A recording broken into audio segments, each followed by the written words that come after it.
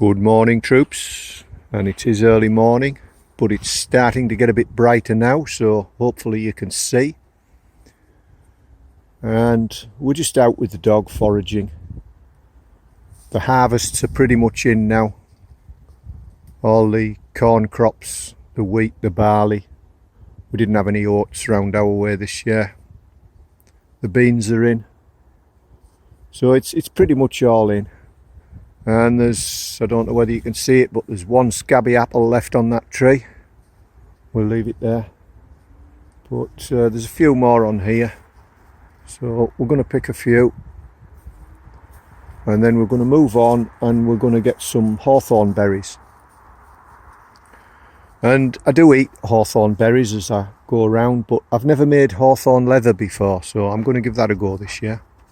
So that's what this video will be about. So here are the hawthorn berries, plenty of them, but you need plenty of them, and I'm just picking them, putting them in my pot.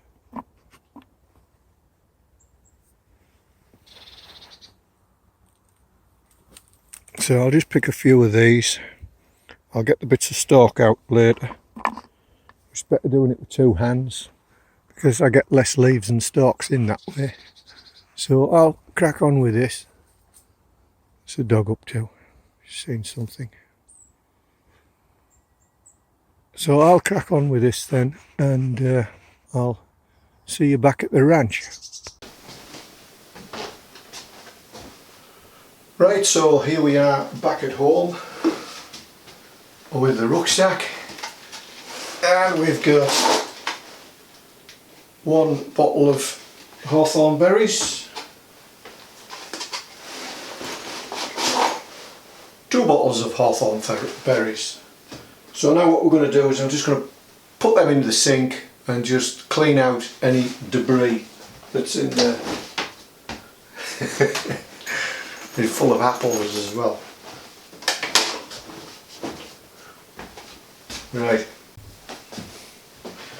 Right, so all I'm doing now is just taking out as much debris as I possibly can. And I sometimes think it might have been worth it taking a little bit more time in the picking process. Well, I have got them fairly clean, because later on I've got to shove them all through a sieve, and the more debris you've got in there, the more that's going to block up the sieve. There are probably other ways of doing it, but this is the first time. I eat these a lot at this time of year. I eat these, but I've never made hawthorn leather before, so this is my first go at it. And it's everything's a learn as you go process. That's why it's important, just because you can't do something, not to stick at it for a bit, just to get the best techniques and then see whether it is actually worth it. So I'm going to be at this for a while, because this is the way I choose to do it at the moment. I don't like taking more than I need, depriving the birds of the berries. So I'll go through the tedious process of cleaning them up.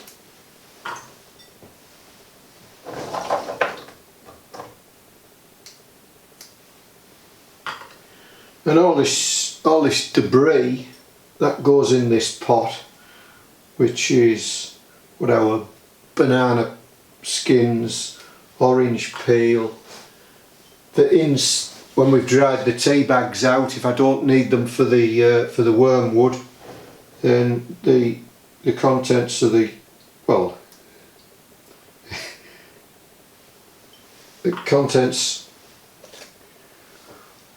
and even the old tea goes in there. So we try not to waste stuff. We're not doing the planet any favours, so we like to do our bit, although we know it's fairly negligible on the grand scheme of things, but if everybody did their bit, I don't think we'd be in the situation we're in.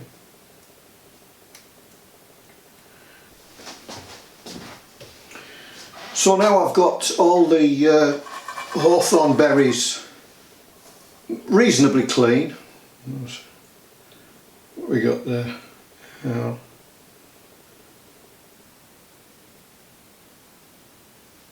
Reasonably clean, and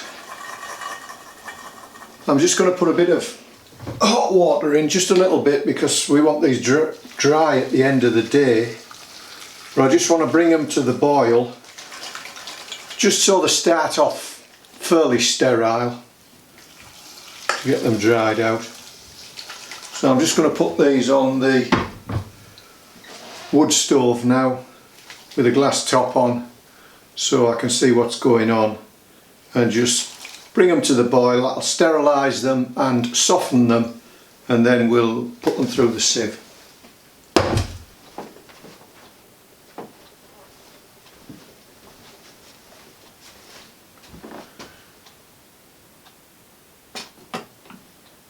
Right, so I've put a Pyrex dish on the top just so as I can see what's going on, and we'll just leave that. Won't be long before it's boiling, and then we can strain it through the strainer.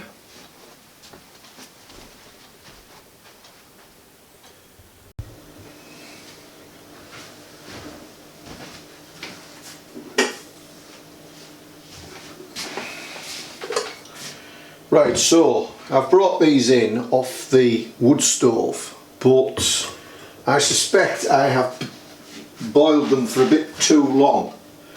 They've got a bit of a funny colour, but we're not going to worry too much about that. We don't know, because this is the first time I've done it. Now again, I'm not going to say what hawthorn berries are good for or used for, because I don't have expertise in that field. I'm just doing what I want to do, and whether you want to do the same, you will have to do your own research as to why hawthorn might be a good thing.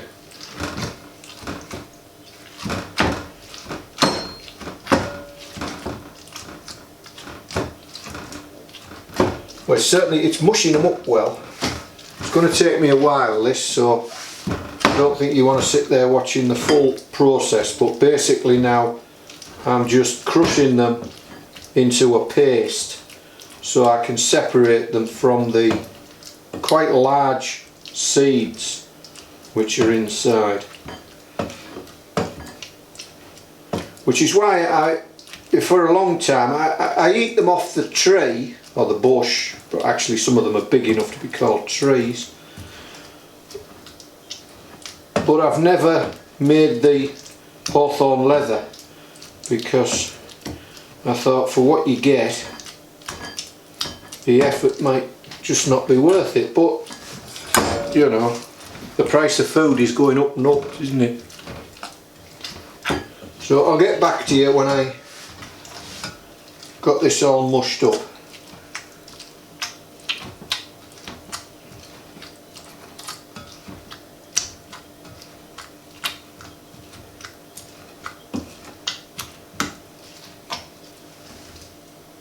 Doesn't smell bad at all. It smells quite nice. Smells quite fruity. Fruity smell. Hawthorne fruit.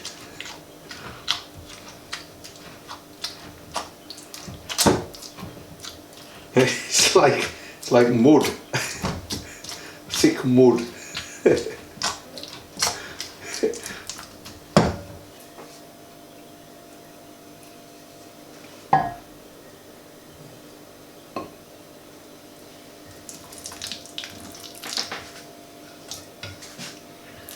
I'm hoping this siev's not too fine. We can actually push it through.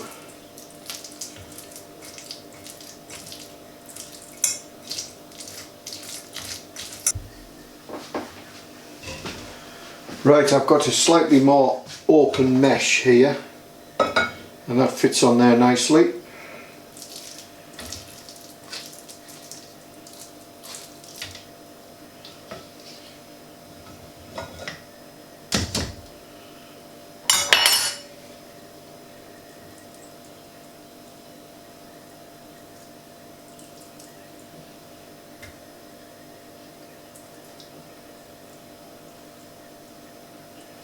And this is a cheap sieve from the pound shop, and I do believe the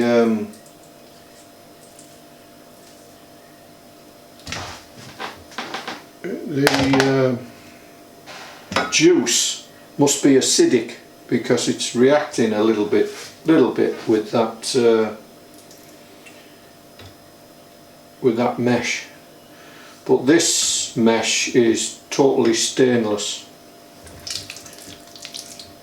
It's slightly more open. It's not massively more open, but it's slightly more open. I'm really feeling the pips hindering me because you're pressing down and you're just pressing down on the tops of the pips. So maybe we want thick and push it through.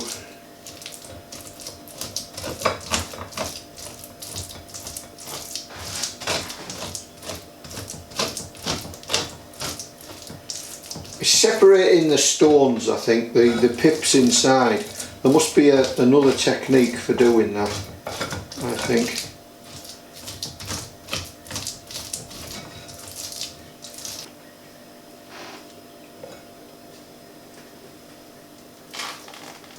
Well, it's very slow going, but that's just the way it is. It's just the way it's going to be. Slow going.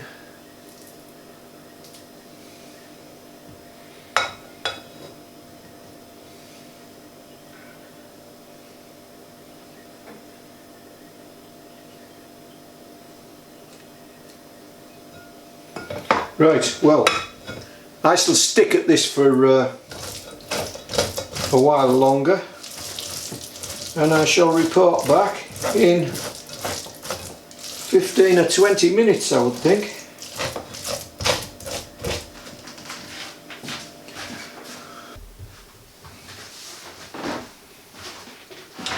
Okay, well, I'm coming pretty close to the edge of what is efficient here, and so I'm going to just get my hands in there and just try and push these last bits through with my hands.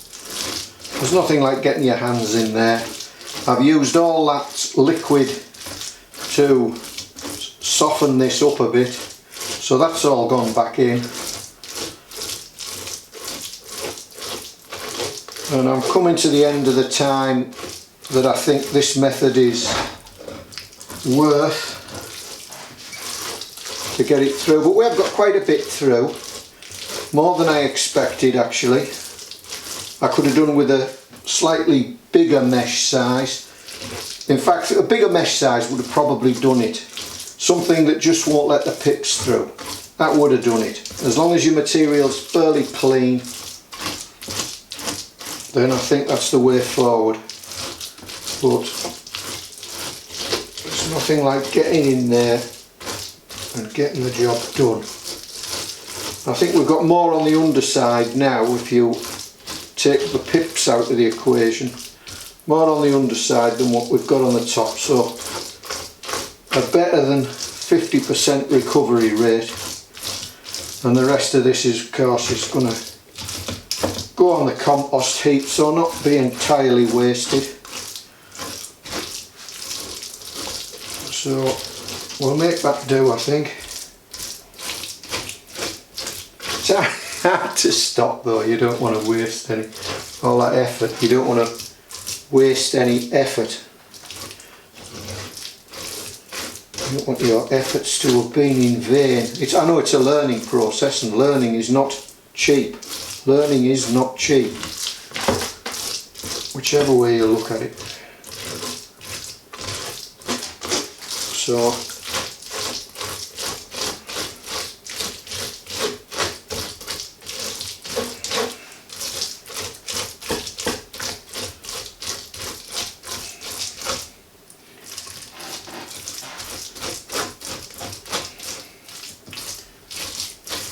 We'll make that do.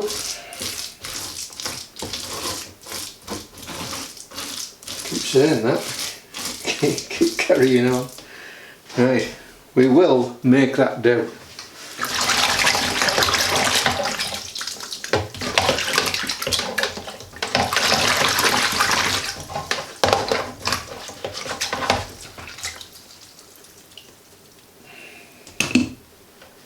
Obviously the next time I do it,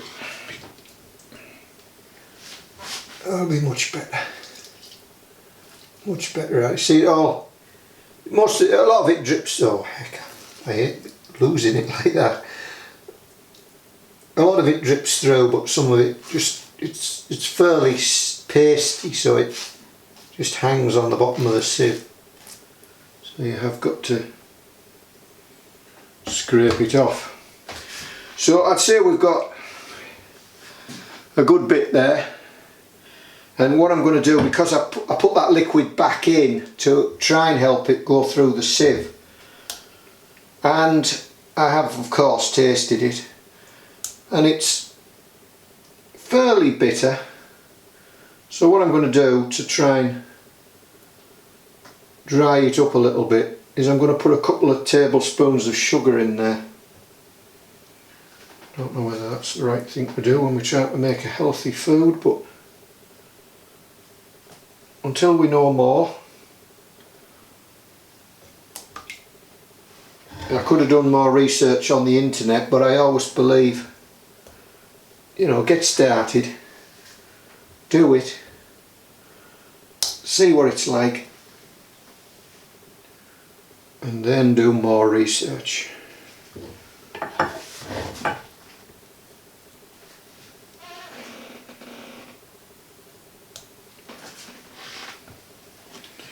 Right, so what we're going to do now is I'm going to two tablespoons of sugar in there. Hopefully that'll stiffen it up a little bit. And then we've got to eke it out onto some, I'm going to have to use some polythene or some greaseproof paper, I think. Right, let's get the sugar on.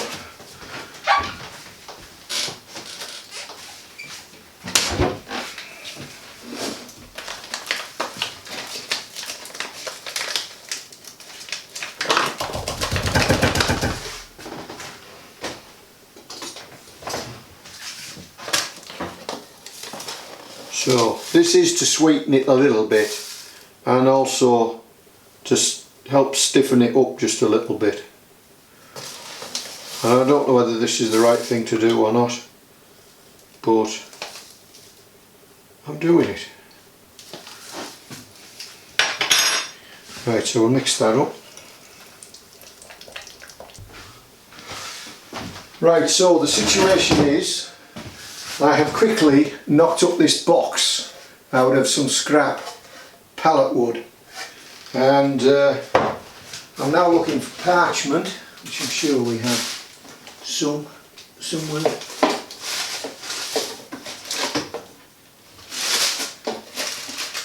Baking parchment, here we go. So we've got enough because it's very light, this. So I'm going to put a bit of parchment in the bottom.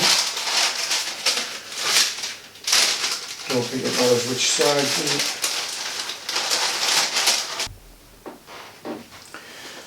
Right then, so it's going to be a pure guesstimation, but I'm guessing I'm going to lose about at least half the thickness when this dries.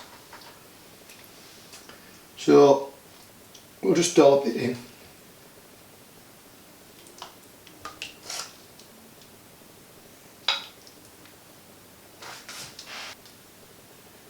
Okay. Right in the corner there. So what we want, it'll probably take a couple of days to dry this now. It's so thick, and we've got the parchment underneath, so it's probably going to take a few days to dry. I'd lick that off that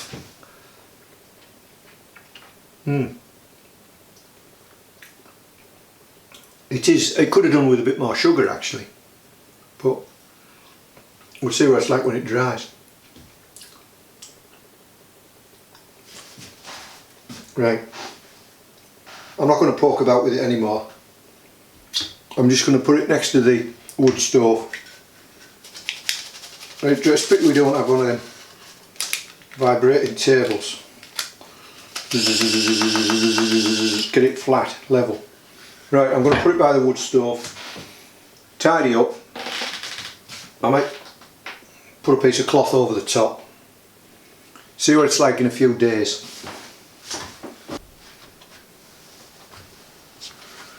Right, so we'll just leave it here for a day or two. Just raised up just a bit. I might raise it up a bit more tomorrow. I'll put this cloth over the top just to stop stuff from falling in, dog hairs and such.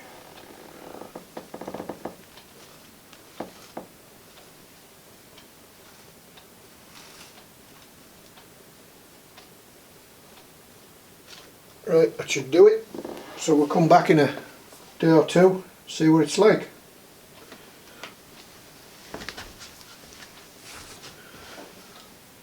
Just to finish then, since starting this project, I have learnt a lot more in the 2 days it's taken to dry over the fire, and that's not completed the drying process yet, because this being on parchment, the backside, it being so thick as well, could do with a bit more drying. But it is a good leather consistency. It's a lot sweeter than I thought it would be, and if I get it dried a bit more, I'm fairly confident it'll store for a reasonable amount of time. And if I wanted to store it for a longer period of time, I think what I would do is I'd dry it out as much as I could, and I'd put it in something like a mason jar, but I'd include in that jar something like a tea bag which was full of salt and iron filings, just to absorb any moisture and oxygen out of the air in the jar. Now the problem with that would be a vacuum would form and I might not be able to get the jar open again, so maybe it's an old jam jar where I can just pierce the top if I can't get the top off. So I think we're going to be able to store this for a long time. Now I've also learnt a lot about the hawthorn in the area.